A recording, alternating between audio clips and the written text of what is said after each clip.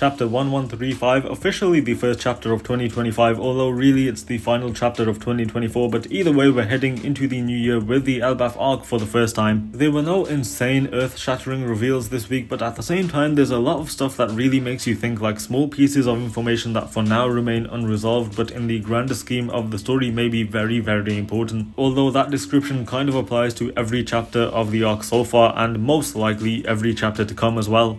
Opening with Chopper and Bonnie on top of a gigantified book, it's such a low-key panel where not much is happening, but given the context of everything we know, this mundane image is so cozy because it's just the fact that Bonnie is able to smile and relax in her true form as a child. Her guard is down, she's just having a good time. Like with the ride on the rainbow into the village, she's finally allowed to be a kid without being crushed by everything that she's had to deal with previously. And the magic of this library is due to an owl whose name I'll pronounce as Bibello, a fitting name for a head librarian, and he enlarges any book that enters the library his territory. And it's proposed that he ate the Rhea fruit to become a nurturing owl, and I am going to take that as a fact, because not just because it was Vegapunk who said it, Lilith who said it, but because we know Vegapunk had a devil fruit encyclopedia on Egghead, so this idea probably came from seeing the fruit in there, meaning that it does at least exist. The wording "even organic things can grow with his power" must mean that if this owl so wished, he could enlarge living beings, so that includes humans and giants. And while San Juan Wolf's ability can enlarge himself, this owl enlarges other things. The last thing with this guy is that the giants say he's been here for hundreds of years, but they can't say for sure. That makes sense given there are other animals out there who are ancient, like Zunisha at 1000 years old, and the Sea Kings who we don't know the age of, but they're not going to be like 25 years old, you know. They've been around, I would say, at least since the Void Century, so 800 years minimum. So Bibello the owl, ancient, yes. Giant sized, also yes. The cousin of Wan Shi Tong, he who knows 10,000 things, possibly. Knowing 10,000 things isn't a lot, by the way. Anyway, what does this point to? This owl may be one of Joyboy's companions from the Void Century, and he was able to take refuge on Elbaph amongst the giants to avoid the wrath of the world government after the war was lost. Moving on, this new generation of giant kids are even bigger wusses than we thought, because they can't even handle being pushed on a swing, the most normal kid activity. Although I guess the giant swing is made for adult fully grown giants, but even so, it's not like they're the humans on this thing. Luffy of course is the one who's pushing them, he's propelling them, and he doesn't care a single bit if these kids are crying their eyes out in fear, as long as he himself is having a good time, and as long as he knows that they're safe, I am sure.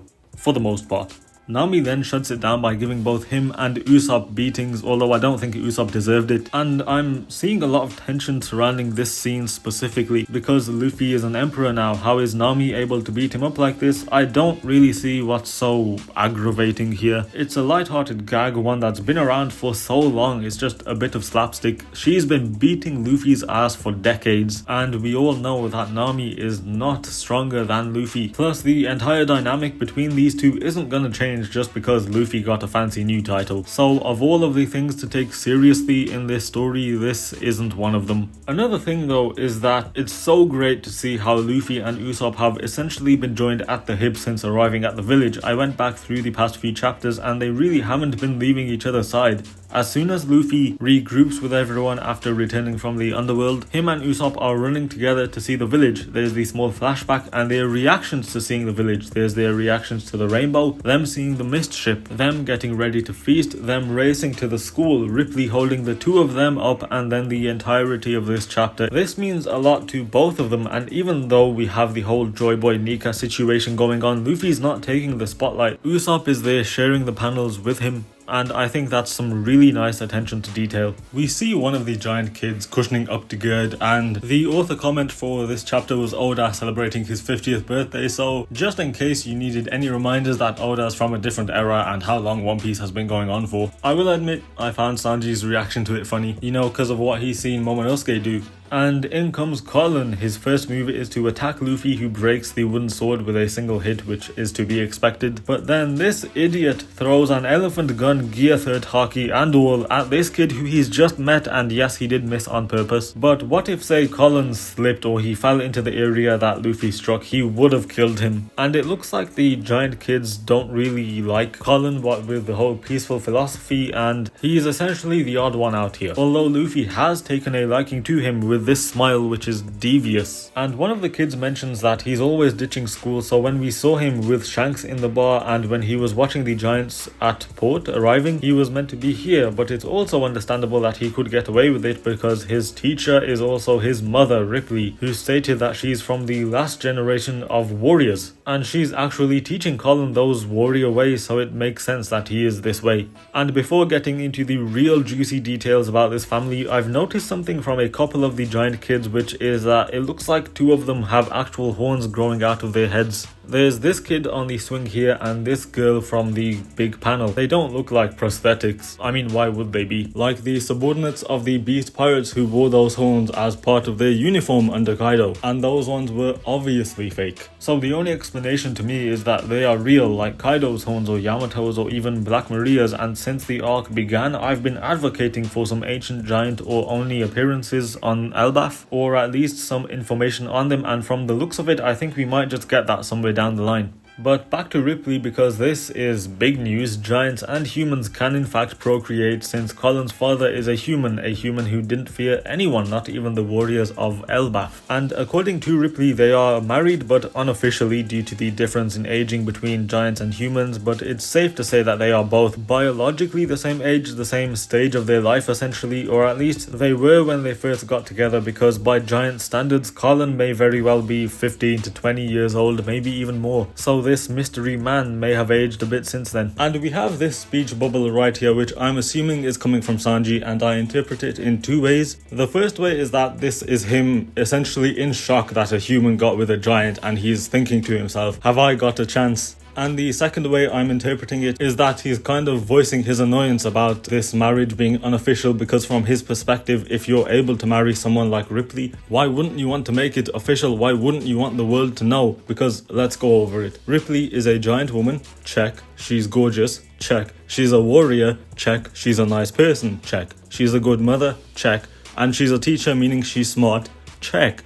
Every single box is ticked. And if we're being honest, if any man was able to get with Ripley, they would be punching, they would be the one reaching. And as for their identity, it's scopper gaban, surely, 100%. And to add to that, this would kind of confirm to me that this would be the same guy walking in the jungle with the casa hat. And if we do say that Colin is in his 20s or something, that would match up with the disbandment of the Roger Pirates, and also because Gaban's hair matches the silhouette, and that same sort of wavy, fluffy, I guess, kind of style is evident in Colin's hair too. So back to the possibility that the owl could also enlarge living things. There is the possibility that he gigantified Gaban so he could do the deed with Ripley, but if the owl didn't enlarge him, then you can let your imagination run wild, because regardless, Gaban made it work. And it looks like we are splitting up again, with Robin, Chopper and Frankie staying in the library while everyone else is off to the party, while Lilith and Bonnie will go to get their resident permits. That's such a random detail, just the idea that Elbaph has such a system in place, and the others finally get their new outfits, those who weren't defiled by Road. And it's thanks to Gerd, who reminds us once again that she had no weird intentions, which makes sense because she wouldn't want to be lumped in with Road, although she does still have some kind of weird obsession with humans. They all look great. Brooke's big helmet, Frankie's beard, Jinbei's dragon belt, and of course Robin, the standout here with the tunic and cape combo. I don't know why, but that works really well for me. And just to add, including this outfit page, this means the chapter ends with 4 straight double page spreads.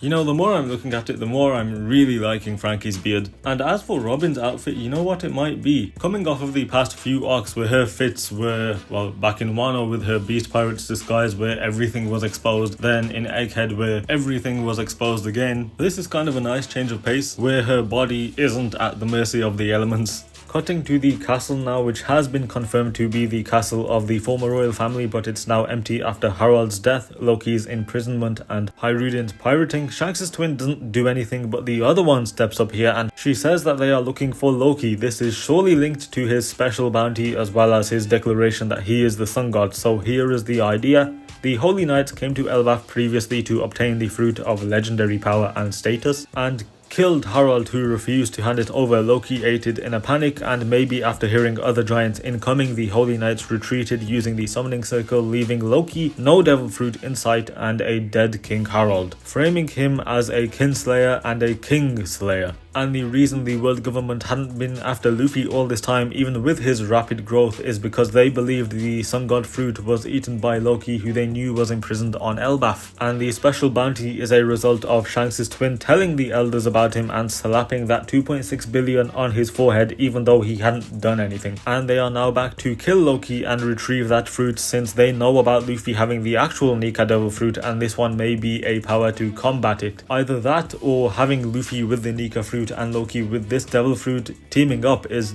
that scary for them. This Holy Knights member also uses some weird ability which brings one of the giant gods down screaming in pain, and I can't tell what she's doing. It looks like she's placed her hand on the floor. Maybe it's an ability granted by Umu as well, like the summoning is one technique and wherever this is another technique. Back in the village center, Luffy and Usopp still by each other's side. The giants thank the crew for all of their help. Zoro is already drinking, Jinbei is mewing, Nami is covering her ears because a village of giants cheering at the top of their lungs is sure to be loud as hell. And for what feels like the 1000th time, we have been welcomed to Elbaph. Luffy meets Stanson again, the giant who we first met back in Sabaody in the slave auction house, so everything is coming back around. I didn't think he was important enough to deserve a refresher panel, but why not, I guess. And we end with the arrival of the oldest giant in the world, Elder Yaru. And this guy is huge. He is the size of an ancient giant, genuinely looking at him compared to Broggy, where Broggy is tiny. Broggy's height is listed as 21.3 meters and Yaru's is 20.5 meters, so it's not the angle or perspective because he's massive next to this boatsman as well. So either his height has been retconned, which is fine, that's no big issue, or there's an actual reason, like the giant owl who maybe sized him up for whatever reason. Maybe it has something to do with the sword lodged in his head that we see protruding out of the other side. To get scientific with it, let's say that sword struck his pituitary gland and that caused his growth to go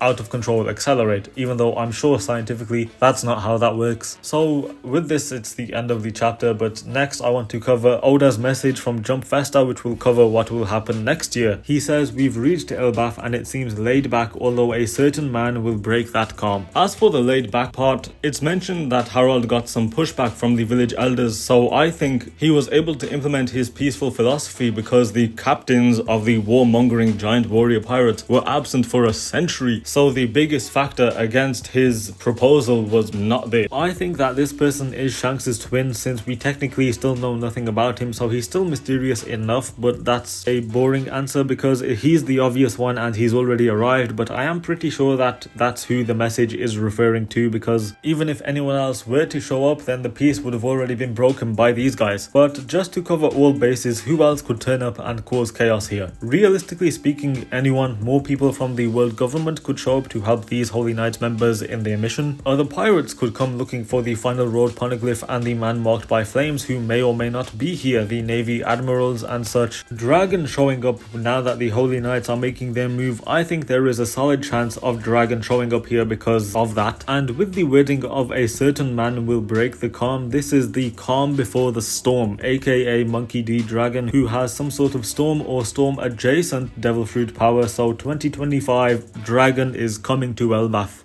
We'll see abnormal phenomena in other seas. That is far too vague, and the One Piece world is far too big to even begin making any predictions on this, other than saying the world is gonna begin preparing for the final war. Maybe it has something to do with the kingdoms that rebelled against their monarchies after the Reverie. Maybe these countries directly go against the world government, and maybe the ancient weapon Uranus and the Mother Flame is used again to sink more islands around the world and make the sea levels rise even more. The wording other oceans makes me think this stuff will be happening outside of the Grand Line, since that's technically one ocean, which makes things difficult since the entire story except for the first 100 chapters takes place in the Grand Line. The next line is just as vague. That man again is finally going to stir up the world. This could just as well be Dragon as well, since he is one of the few remaining characters left to actually do something. Maybe it's Emu, and this is a hint to their true gender. Who else? Shiki, he's always an option in these conversations. Akainu. And the final line, I fully believe that we may not be able to catch our breath once things get going, because I do think that the first battle of the final war is going to take place in this Elbaph arc, the final war, which will contain many separate battles occurring in many different locations, in many different arcs, and it's going to be pure chaos.